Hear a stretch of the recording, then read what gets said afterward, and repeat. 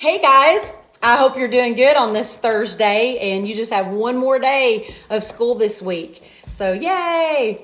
So, I guess you're wondering where I am recording today, or maybe you're not wondering. I want to tell you anyway. I'm over here in Young Harris at my music studio. This is where I teach my private piano and voice lessons.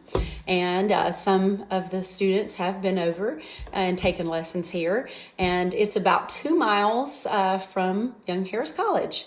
So this is what I usually do in teaching lessons when I'm not at school. So I wanted to go over and review yesterday's lesson. There are a few people that said, I don't know if I can understand the lesson. I don't know what I'm doing, Miss Youngblood. So no fears. Do not worry. That's why I'm here. So we're talking about dynamics in music. So it's basically talking about the volume between from one note to another note. It's the variation of sound. So sometimes we sing very softly, and then sometimes we sing very loud. Okay, so you kind of get the idea. We're going to talk about dynamic cymbals, and you saw some of those dynamic cymbals in your homework. And if you're on Google Classroom and you go to that extra file that I put in there, I said, open that file attachment that has dynamic cymbals. And there were a few extra dynamic cymbals that we did not really need to have on the page. So I want you to focus on just the dynamic cymbals that I am going to show you today. Okay, so I have some in my hands. I loaned out to one of my students my dynamic cards for music. So I just handmade some today. So I have these here that can kind of help you identify with what I'm talking about. So your assignment was to choose a Disney song that you like and tell me if it has like one dynamic cymbal in the song or if it had more than one. And you were supposed to use the dynamic cymbals that were listed as reference for you. So you might want to just talk about it has one dynamic cymbal. Well, what does that mean? Okay, we're going to talk about it. First of all, you have to understand which ones are the dynamic cymbals that you're talking about. See those two P's there? That represents pianissimo. Can you say pianissimo? In fact, they are Italian terms. These are Italian words. So you would say pianissimo, pianissimo. Okay?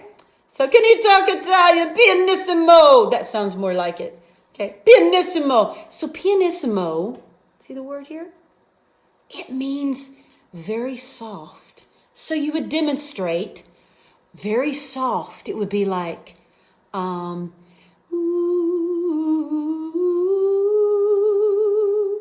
See how softly I sing or how quietly I talk?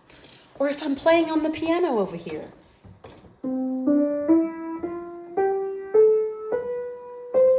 See how it's very soft. Okay, let's go to the next one. Then if we turn it up maybe like one notch, a little bit louder, like when we talked about our lesson, we talked about when you turn the volume up on a radio. So let's say pianissimo was number 1. Well, let's turn it up to number 2, to P, which stands for piano. Say piano, piano, not the piano you play, but piano meaning soft. So you would sing softly. So what if we talk about singing piano? La la la la la la la la la. That's a little bit louder than pianissimo. So it'd be volume number 2.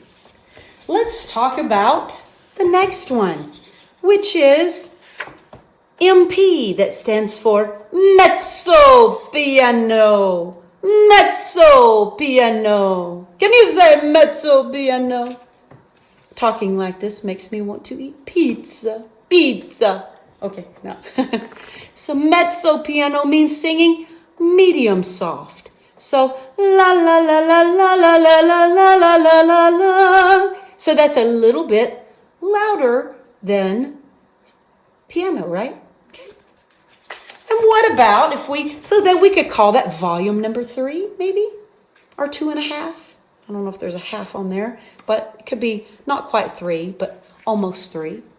And what if we turn it up just a little bit louder to mezzo forte? Mezzo forte, mezzo forte. Can you say mezzo forte? Mezzo forte would be medium loud. We had medium piano, now we have medium loud. I'm singing a little louder, but I'm not really loud yet. Okay, you get the idea? So about 3, 3.5 maybe. 4, we're maybe up to 4. Let's go on up a little bit louder to, what does this represent? It represents forte. I like to sing forte because it's a little bit louder. Now that's kind of goofy, but that gives you an idea. So what if I demonstrated forte on the piano? That is forte. Can you say forte? All righty, you're getting the idea. We have one more I want to talk about. And there are a few more dynamic symbols, but we're just covering these today. How about 2 F's means fortissimo? But let me try that one more time. Fortissimo. I roll my R. Fortissimo. Can you say fortissimo? That's kind of fun to say. So fortissimo or fortissimo, if you roll your R's real good, it's going to be very loud.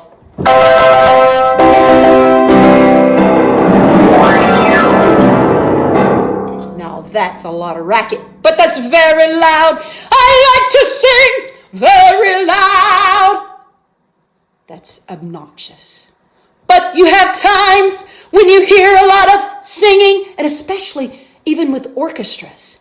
They're very loud. They get in there. Or you have a chorus that sings very loud. I think you're getting the idea. So, that's dynamics for you. Here is an example of piano.